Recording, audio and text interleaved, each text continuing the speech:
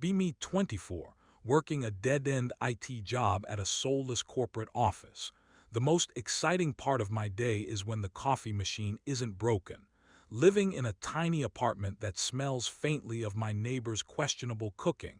Life is a solid 4/10. My social life is basically my two best friends, Mark and Dave, and our weekly D&D sessions. We've been friends since high school, the kind of friends who have seen each other at their absolute worst and still stick around. Mark is the charismatic one, the guy who can talk to anyone. Dave is the brains, a super smart engineering student who overthinks everything.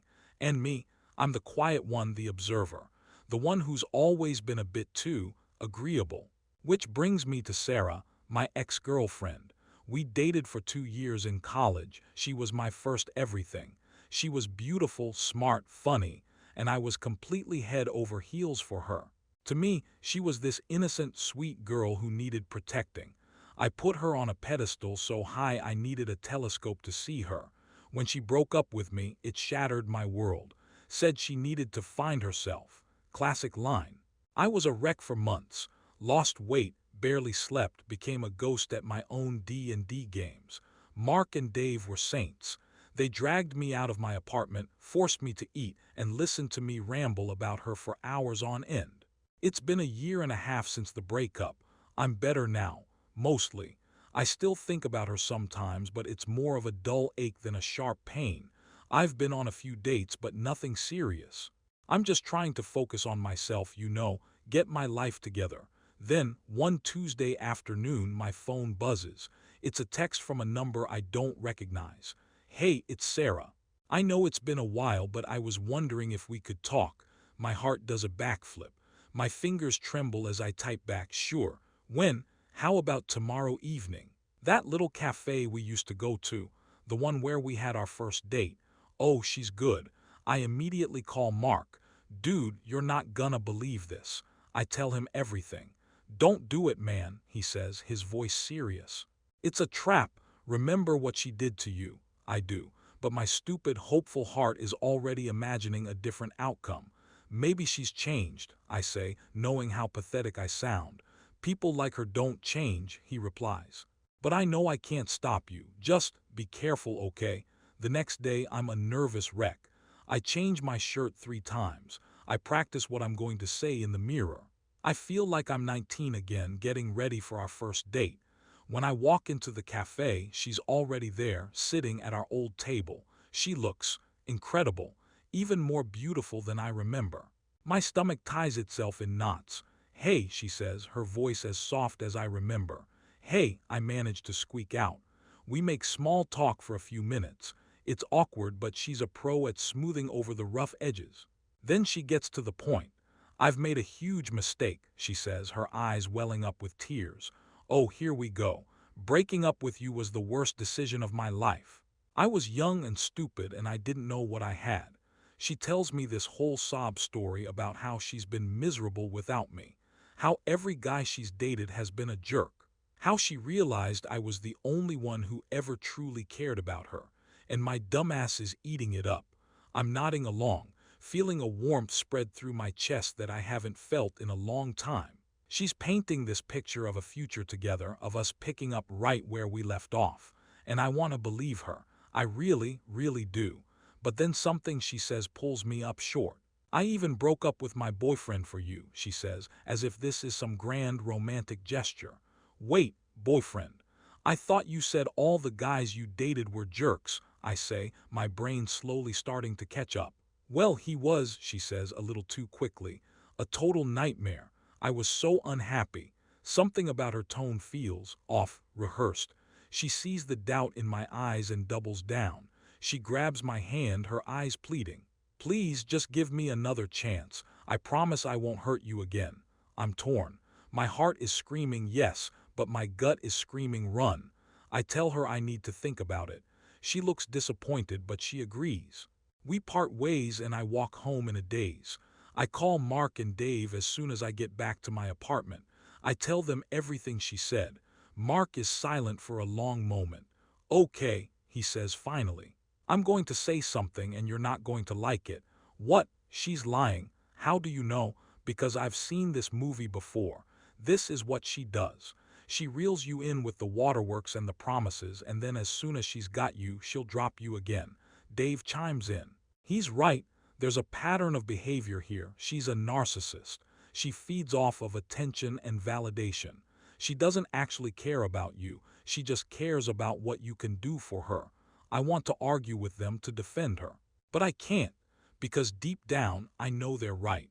I remember all the little red flags I ignored when we were together. The way she would subtly put me down in front of her friends. The way she would get angry if I didn't drop everything to cater to her needs. The way she would always make everything my fault. So what do? I ask, my voice small.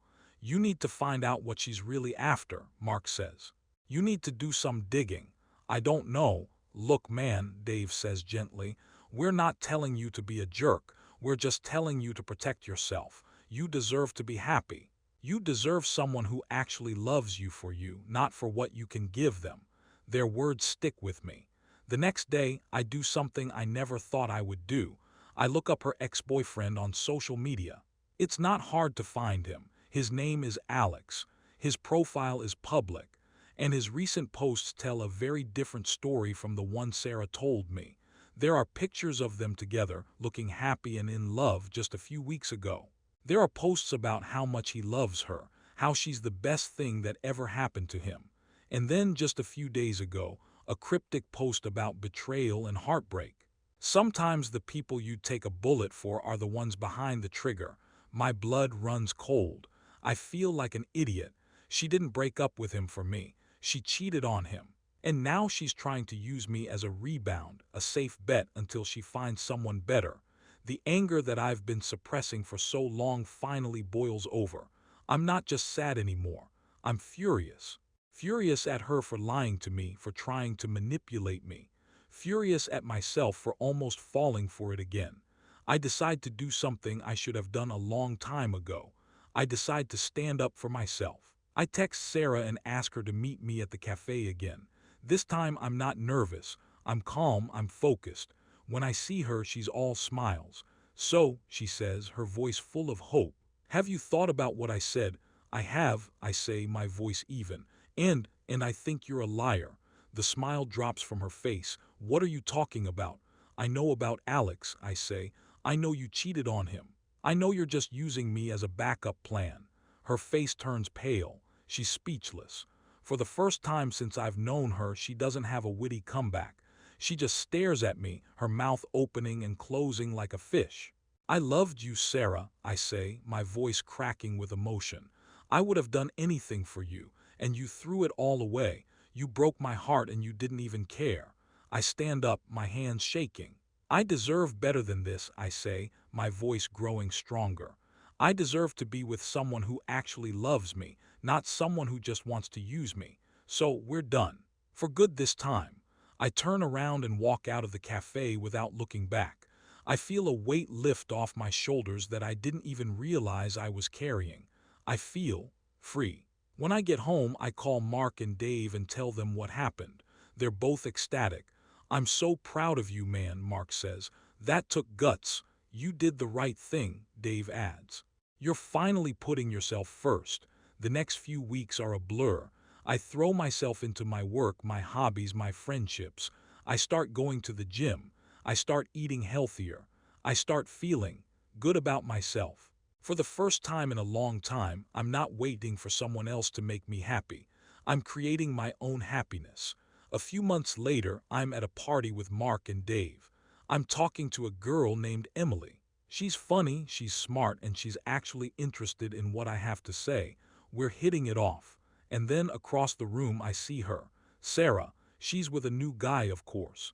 She looks over at me and our eyes meet. For a second I see a flicker of something in her expression. Regret, surprise. But then it's gone, replaced by her usual mask of indifference. She turns back to her new boyfriend and laughs at something he says. The old me would have been devastated. The old me would have spent the rest of the night sulking in a corner. But the new me just smiles. I turn back to Emily and continue our conversation. So you're into D&D, I ask. Her eyes light up. Are you kidding me? I love D&D. I'm a level 12 sorcerer. I grin. No way, I'm a level 13 paladin. A paladin, huh, she says, a playful smile on her face. I bet you have a high charisma score. You have no idea, I say, and for the first time in a long time I actually believe it. I never saw Sarah again after that night. I heard through the grapevine that she and her new boyfriend broke up a few months later. I heard she's still pulling the same old tricks, still leaving a trail of broken hearts in her wake. And you know what? I don't care. Her story is over. Mine is just beginning. Emily and I have been dating for 6 months now. It's not a fairy tale. It's not perfect. We have our arguments, our disagreements, but it's real. She challenges me, she supports me, she makes me want to be a better person. She loves me for who I am, not for who she wants me to be. I'm still working the same dead-end IT job. I'm still living in the same tiny apartment. But my life is no longer a 4/10. It's a solid 8, maybe even a 9 on a good day. Because I've learned that happiness isn't something you find, it's something you build. And for the first time in my life, I feel like I have the right tools for the job.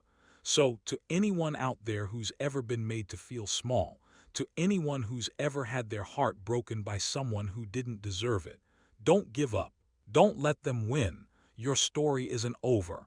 It's just waiting for you to write the next chapter. And trust me, it's going to be a good one.